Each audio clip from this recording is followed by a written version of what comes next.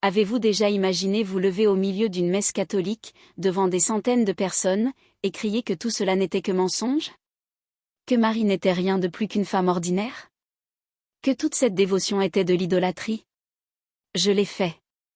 Je m'appelle Sophie Moreau, j'ai 34 ans, je vis à Lyon. Il y a 3 ans, j'étais une fervente évangélique convaincue qui croyait avoir pour mission de « sauver » les catholiques de l'erreur.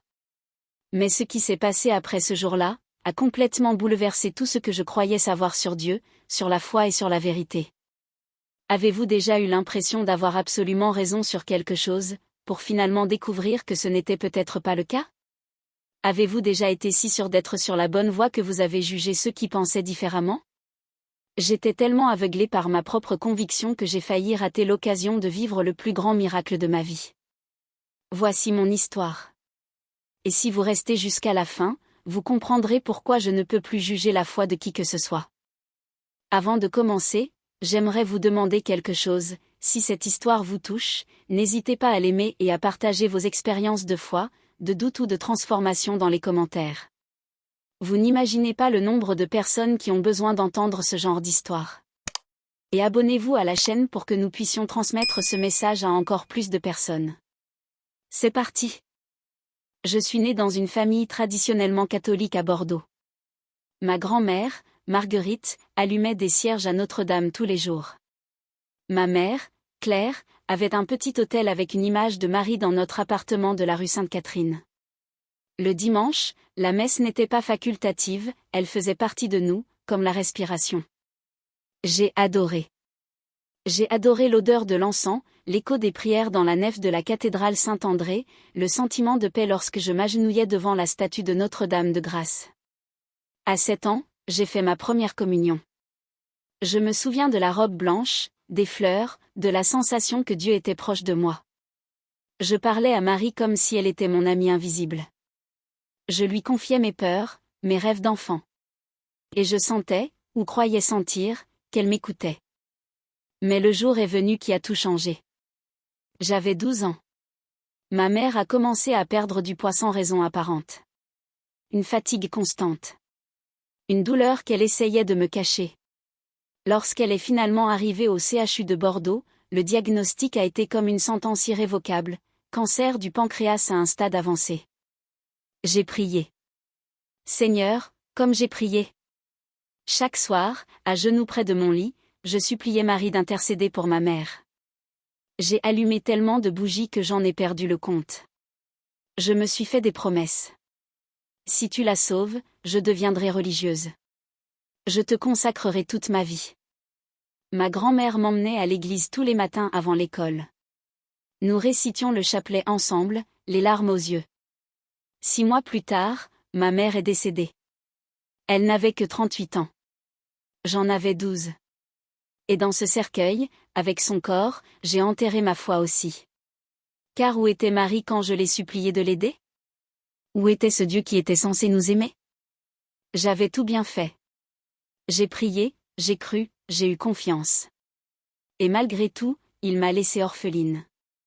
Mais attendez, des années plus tard, c'est précisément Maria qui m'est apparue au moment où je la rejetais le plus. Restez avec moi.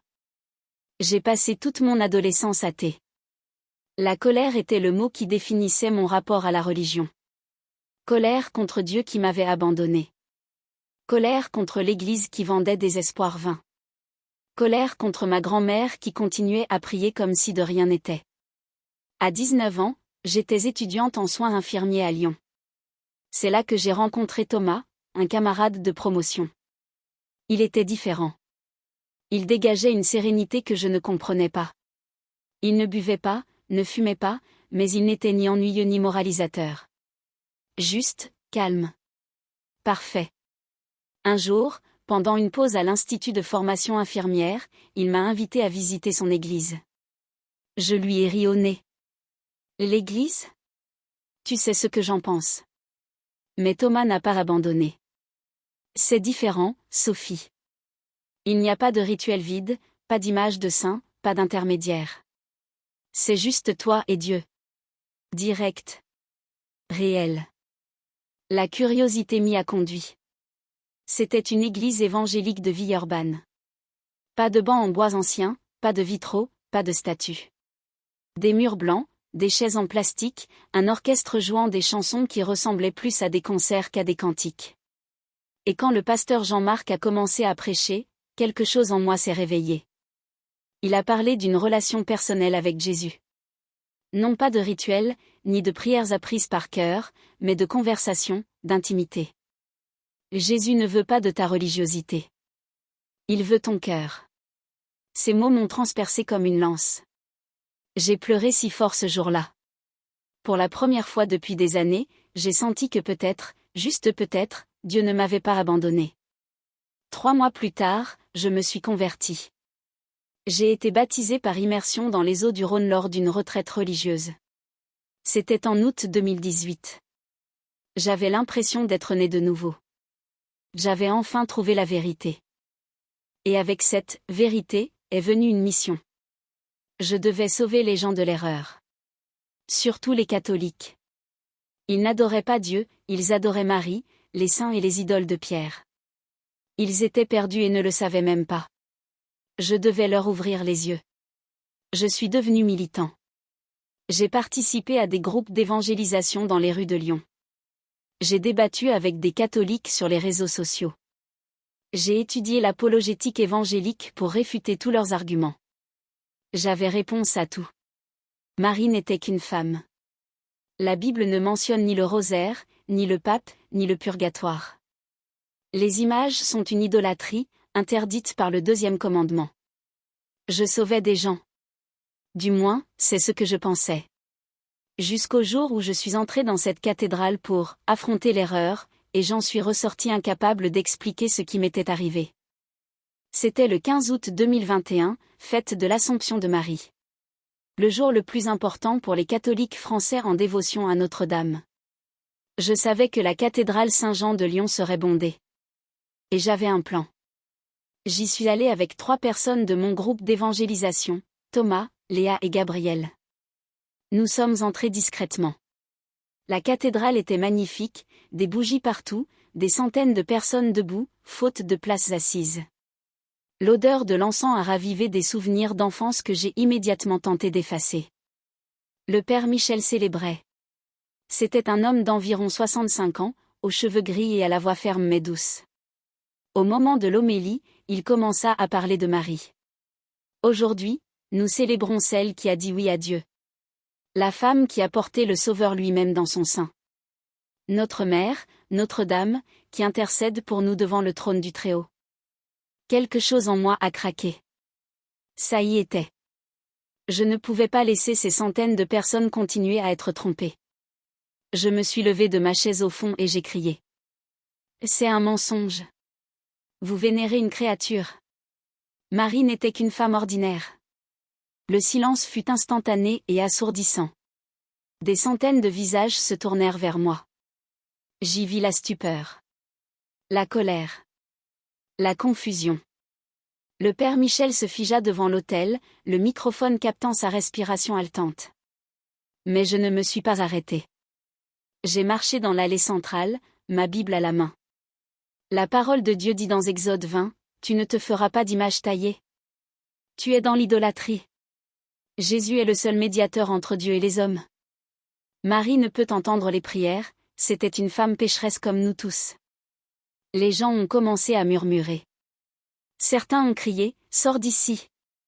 Une femme âgée a crié en serrant sa petite fille dans ses bras. Un homme s'est avancé vers moi, l'air renfrogné. Thomas m'a tiré par le bras. « Et Sophie, on y va, s'il te plaît. » Mais le père Michel leva la main pour appeler au calme. Sa voix tremblante, mais douce, résonna dans le micro. « Ma fille, tu es en colère. Je comprends. Mais Marie ne vole rien à Jésus. Elle nous conduit à lui. Comme une mère conduit son enfant vers son père. Je ne suis pas ta fille, hurlai-je, des larmes de rage ruisselant déjà sur mon visage. Et tu es perdu. Je dois te sauver de cette tromperie. Les gardes de sécurité de la cathédrale étaient déjà en route. Je savais que j'avais quelques secondes. J'ai crié une dernière fois. Jésus est le chemin, la vérité et la vie. Pas Marie. Réveillez-vous. Puis on m'a escorté dehors. Il n'était pas agressif, juste ferme. Ils m'ont emmené tandis que les gens murmuraient et que le père Michel essayait de calmer la situation. Dehors, place Saint-Jean, je tremblais de tous mes membres. Adrénaline. Conviction. Un sentiment d'accomplissement. Thomas me serra dans ses bras. Tu as été courageuse, Sophie. Tu as planté une graine en eux. J'y ai cru. Je suis rentrée chez moi avec le sentiment d'être un guerrier de Dieu. Mais cette nuit-là, quelque chose a commencé à changer. Parce que lorsque vous affrontez le sacré, parfois, le sacré répond d'une manière à laquelle vous ne vous attendez pas. Je n'arrivais pas à dormir. Je revoyais la scène dans ma tête. Les visages des gens. La voix du prêtre. La femme qui pleurait. J'essayais de prier, de demander la paix à Dieu, mais je sentais un poids étrange sur ma poitrine. Malaise. Agitation. Il était 3 heures du matin quand je me suis levée pour aller boire un verre d'eau. Mon appartement à la Croix-Rousse était petit, un simple studio. Je suis allée à la cuisine, j'ai allumé la lumière et j'ai bu un verre d'eau glacée. Et puis, la température a changé. Ce ne fut pas progressif. Ce fut instantané. Une chaleur intense, presque suffocante, emplit la pièce. Mon cœur s'emballa.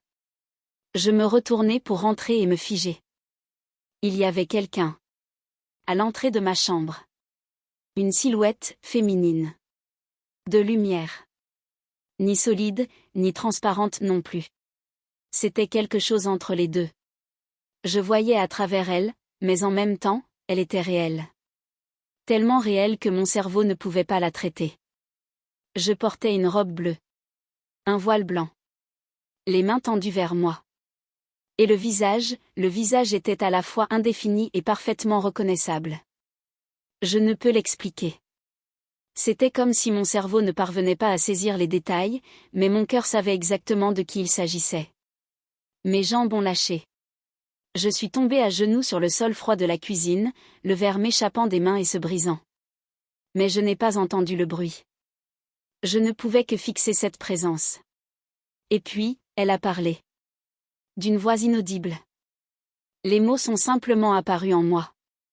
Comme des pensées qui n'étaient pas les miennes. Sophie. Mon nom.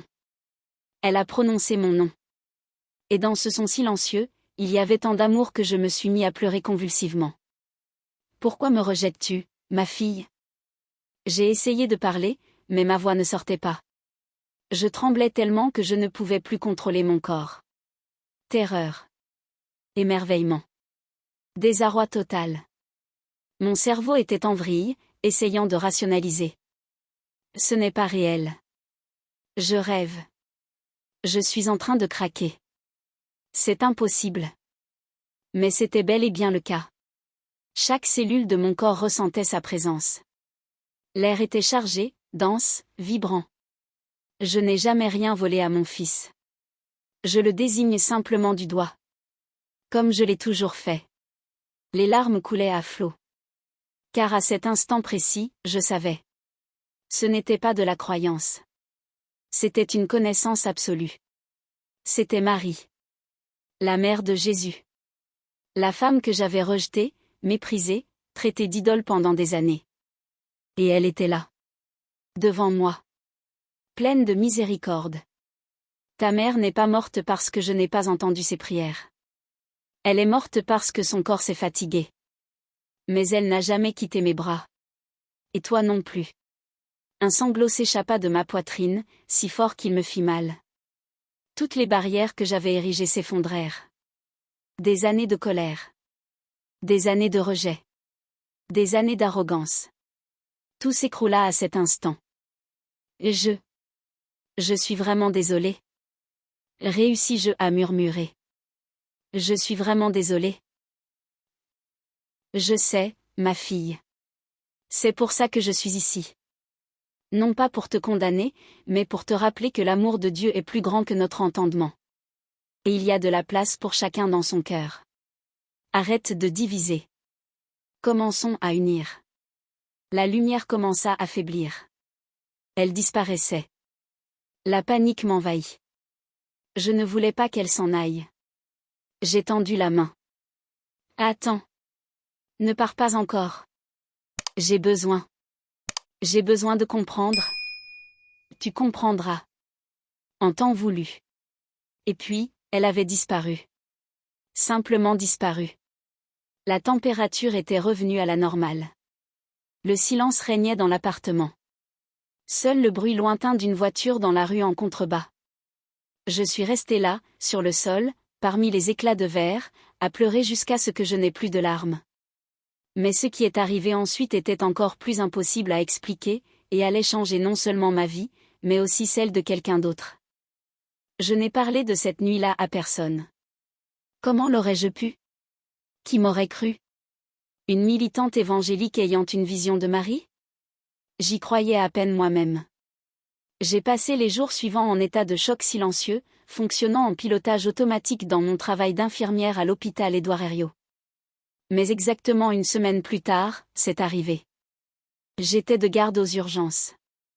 Vers 23 heures, une femme d'une soixantaine d'années est arrivée en arrêt cardiaque. L'équipe médicale pratiquait déjà la réanimation cardio-pulmonaire à son arrivée. Le docteur Arnaud menait la charge. Réanimation cardio-pulmonaire. Défibrillateur. Adrénaline. Rien n'y faisait. 15 minutes. 20 minutes. Mes collègues ont commencé à échanger des regards. On savait tout ce que ça signifiait.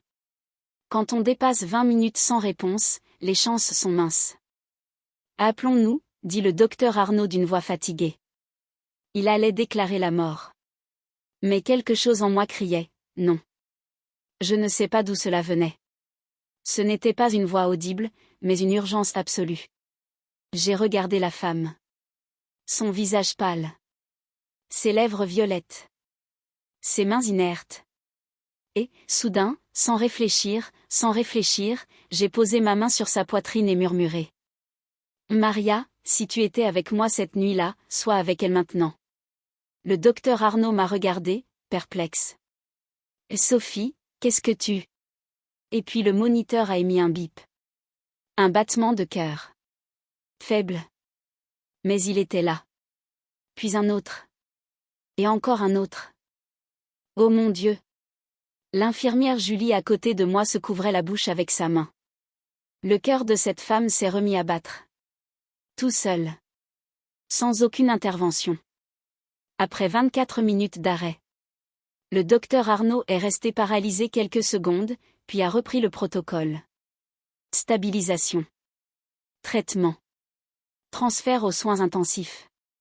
Tout s'est déroulé rapidement, mais je ne pouvais plus bouger.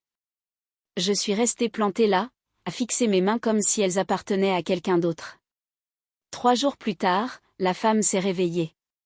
Aucune séquelle neurologique. Aucune. Impossible après 24 minutes sans oxygénation cérébrale adéquate. Les médecins n'avaient aucune explication. Ils ont parlé d'une « chance extraordinaire ». Je savais que ce n'était pas de la chance. Quand je suis allée lui rendre visite avant sa sortie de l'hôpital, elle m'a tenu la main et m'a dit « Tu étais là quand je suis revenue, n'est-ce pas ?» Je me souviens, il y avait une lumière. Et une belle femme vêtue d'une cape bleue. Elle disait que mon heure n'était pas encore venue. Que j'avais encore des choses à faire ici. Tu l'as vu aussi? Je n'ai pas pu répondre. J'ai juste pleuré. Cela a pris du temps. Beaucoup de temps. Je ne me suis pas réveillée le lendemain en étant catholique. Ce n'est pas comme ça que ça se passe. La transformation a été lente, douloureuse, pleine de doutes et de questions. J'ai arrêté de participer à l'évangélisation agressive. J'ai dit à Thomas et aux autres que j'avais besoin de temps pour prier et chercher conseil. Ils étaient inquiets, mais respectueux. J'ai commencé à étudier. Pour de vrai. Pas seulement l'apologétique évangélique, mais aussi l'histoire de l'Église, la patristique, la théologie catholique. J'ai lu les écrits des premiers chrétiens. Et j'ai découvert que la vénération de Marie existait depuis les premiers siècles. Ce n'était pas une invention médiévale, comme je le pensais. J'ai lu la différence entre l'adoration, latria, et la vénération, dulia. J'ai lu que demander l'intercession des saints n'est pas différent de demander la prière d'un frère vivant. J'ai commencé à comprendre ce que je ne jugeais que depuis longtemps. 6 mois plus tard, je suis retournée à la cathédrale Saint-Jean. Cette fois, non pas pour interrompre, mais pour demander pardon. Je suis arrivée tôt, avant la messe de l'après-midi. L'église était presque vide. J'ai trouvé le père Michel au confessionnal, en train de préparer les choses. En me voyant, il m'a immédiatement reconnue. J'ai vu la peur se refléter dans son regard pendant une seconde. Père. Ma voix s'éteignit. Je suis la femme qui a interrompu la messe l'année dernière. À l'Assomption. Il resta immobile, attendant. S'attendant probablement à une nouvelle attaque. Je suis venue demander pardon. Les larmes coulaient déjà. Je suis tombée à genoux, là, devant lui, au milieu de la cathédrale vide. J'étais tellement aveuglée par ma propre arrogance que j'ai fait souffrir des centaines de personnes. À toi. À cette femme qui pleurait. Je pensais servir Dieu, mais je servais mon ego. Pardonne-moi. Le père Michel s'agenouilla près de moi. Il posa sa main sur ma tête et dit. Ma fille, tu es déjà pardonnée. Et surtout, tu es de retour chez toi. Nous avons pleuré ensemble. Un prêtre catholique de 66 ans et un ancien militant évangélique de 31 ans, agenouillés sur le sol en pierre d'une cathédrale du XIIe siècle, unis par la seule chose qui ait jamais compté, l'amour du Christ. Aujourd'hui, 3 ans plus tard, je suis toujours infirmière. Je travaille toujours à Édouard Herriot. Mais maintenant, j'assiste à la messe catholique et aux offices évangéliques. Car j'ai appris quelque chose de fondamental, Dieu est plus grand que nos petites boîtes. La femme qui est revenue d'un arrêt cardiaque s'appelle Madame Colette. Elle a maintenant 73 ans. Nous sommes devenus amis. Elle est catholique fervente. Son petit-fils est évangélique. Et nous dînons tous ensemble une fois par mois. Parce que ce qui nous unit est plus fort que ce qui nous sépare. Je n'ai pas abandonné mon amour pour Jésus. Je n'ai pas abandonné la Bible. Je n'ai rien abandonné de ce qui était vrai dans ma foi évangélique. J'ai simplement fait place à davantage. À Marie, qui m'a montré que l'humilité est la voie. Aux saints qui prouvent que Dieu agit à travers des gens ordinaires. Au mystère des sacrements qui touchent le divin d'une manière que je ne peux expliquer, mais que je ressens. Certains membres de mon ancienne église me considèrent comme perdu. Certains catholiques ne me font pas entièrement confiance parce que je viens de l'évangélisme. Et c'est normal. Car je ne suis pas ici pour prouver quoi que ce soit à qui que ce soit. Je suis ici pour vivre l'amour que Marie m'a témoigné ce soir-là. Un amour qui ne divise pas. Qui ne juge pas. Qui accueille. Savez-vous quelle est la plus grande leçon que j'ai apprise? Dieu n'a pas besoin de nos débats théologiques. Il a besoin de nos cœurs.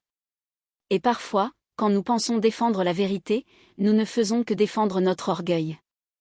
Je suis retournée à l'hôpital où Madame Colette avait eu son arrêt cardiaque quelques semaines plus tôt. C'était le 3e anniversaire du miracle. J'ai apporté des fleurs au personnel de garde ce soir-là. Le docteur Arnaud y travaille toujours. Quand je leur ai offert les fleurs, il a dit quelque chose que je n'oublierai jamais. Sophie, je suis athée. Je l'ai toujours été. Mais ce qui s'est passé cette nuit-là?